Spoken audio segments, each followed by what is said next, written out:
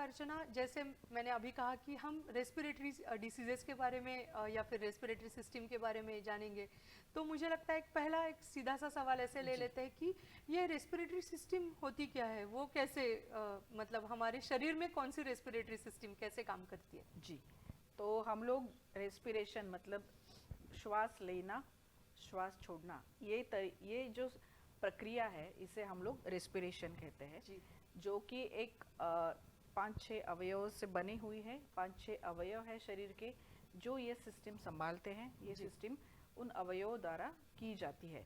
तो मुख्यतः ये सिस्टम जो है रेस्पिरेटरी सिस्टम बहुत important system of our body.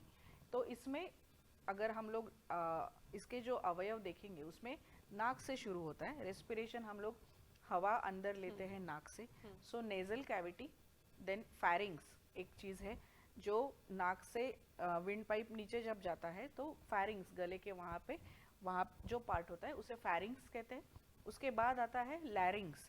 ये लैरिंग्स भी उसी के नीचे वाला जिसे हम लोग स्वर यंत्र भी कहते हैं या हम लोग वॉइस बॉक्स जिसे कहते हैं लैरिंग्स। उसके नीचे एक सिकुड़ा हुआ पाइप होता है जो नीचे जाता है। ये हवा कैरी करने की ट्यूबुलर स्ट्रक्चर्स है सब, जो हवा अंदर लेते हैं शरीर में, जो फेफड़ों तक लेके जाते हैं, बाहर निकालते हैं। तो ये सब ट्यूबुलर स्ट्रक्चर है। लैरिंग्स के बाद आता है जो जोड़ता है ट्रकिया। ट्रकिया होता है, ट्रकिया 2 फेफड़े हैं हमारे चेस्ट में, तो दोनों तरफ से ये ट्रकिया बीच में जाके डिवाइड होता है दोनों फेफड़ों में। फेफड़ों में जो ये ट्रकिया होता है वो फिर डिवाइड जो एंड ब्रांचिंग होते हैं, जैसे कि एखादा पेड़ है उसकी जो मूलें होती है जमीन के नीचे, वो जैसे ब्रांचिंग डेवलप करती है, उसी तरीके से ये ट्रकिया ब्रांचिंग डेवलप करता है दोनों फेफड़ों में, मतलब लंग्स में, जिसके हेल्प से ट्रकिया काम करता है। तो ये जो ब्रांचिंग होता है जिसे हम लोग ब्रोंक्यूल्स कहते हैं, जो छोटी छोटी केशिकाएं होती है जो हवा एक्सचेंज करने में हेल्प करती है।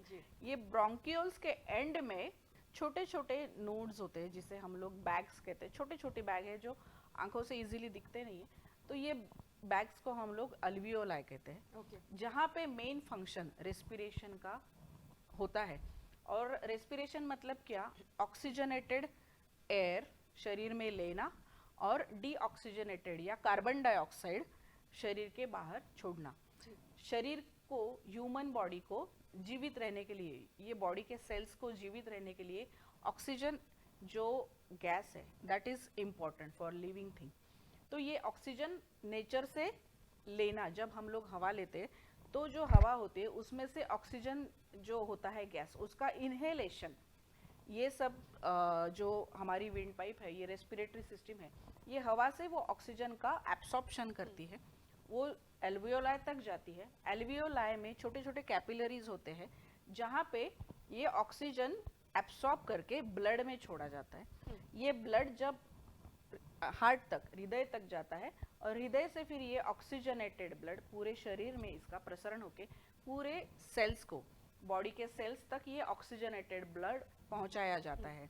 ब्लड से जो ऑक्सीजन पहुंचता है उसका वेस्ट प्रोडक्ट होता है कार्बन डाइऑक्साइड। जो ये वेस्ट प्रोडक्ट है, ये गैस वापस कैरी करके अल्वियोलाई में आता है। और जो हम लोग रेस्पिरेशन और इंस्पिरेशन और एक्सपीरेशन, मतलब इंस्पिरेशन मतलब हवा अंदर लेना, एक्सपीरेशन मतलब हवा बाहर छोड़ना।